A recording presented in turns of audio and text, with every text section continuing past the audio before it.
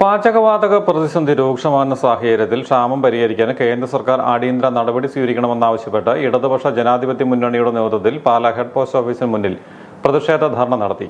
Kerala Congress M Kottayam ജില്ലാ president Lopez Mathew ഉദ്ഘാടനം ചെയ്തു. ഇത് വാസ്തവത്തിൽ നമ്മുടെ കഞ്ഞി ഉണ്ടാക്കുന്ന ഭക്ഷണം ഉണ്ടാക്കുന്ന ആ കാര്യം മുട്ടിയ അവസരമാണ്. ജനങ്ങളുടെ തൊഴിൽ നഷ്ടപ്പെടുന്ന അവസരമാണ്. നമ്മുടെ വീട് തൊട്ട് ഹോട്ടൽ തൊട്ട് നമ്മുടെ ഉൽപ്പാദന മേഖലയെ മൊത്തം ബാധിക്കുന്ന ഏറ്റവും വലിയ ഒരു തീവ്ര വിഷയമായി ഈ ഗ്യാസിൻ്റെയും ഇന്ധനത്തിൻ്റെയും പെട്രോളിൻ്റെ കാര്യം മാറിയിരിക്കുകയാണ്.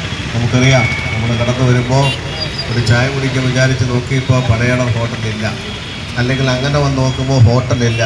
വീട്ടിൽ നിന്ന് ഇറങ്ങിയപ്പോൾ ഭാര്യ പറഞ്ഞു ഗ്യാസ് തീരുകയാണ്. അപ്പോൾ ഞാൻ പറഞ്ഞു നേരെ പുറകോട്ട് പറമ്പിലോട്ട് ഇറങ്ങി ഉള്ള കൊതുമ്പും വിറകൊക്കെ ശേഖരിച്ച് ഇട്ടുകൊള്ളുക, അടുപ്പ് കൂട്ടിക്കൊള്ളുക. കാരണം കേന്ദ്ര ഗവൺമെൻറ് വളരെ നിസ്സാരമായിട്ടാണ് ഈ കാര്യത്തെ കാണുന്നത്. അവർ നുണ പറഞ്ഞ് മുന്നോട്ട് പോവുകയാണ്.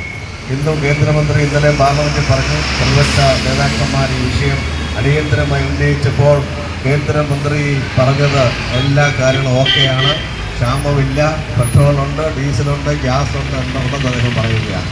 പക്ഷേ നമ്മുടെ അനുഭവത്തിലേക്ക് വരുമ്പം ഗ്യാസൊന്നുമില്ല, അതുപോലെ ഉള്ള ഗ്യാസിൻ്റെ തീവ്ര വിലയാണ്. LDF നേതാക്കളായ ലാലിച്ചൻ ജോർജ്, ബാബു കെ ജോർജ്, സജേഷ് ശശി, PK ഷാജകുമാർ, പെണ്ണമ്മ ജോസഫ്, ബേബി ഉഴുത്തുവാൽ, ജോസൂട്ടി പോലിൽ, പ്രശാന്ത് നന്ദകുമാർ, TR വേണുഗോപാൽ, ഔസേപ്പച്ചൻ വാളിപ്ലാക്കൽ തുടങ്ങിയവർ പ്രസംഗിച്ചു.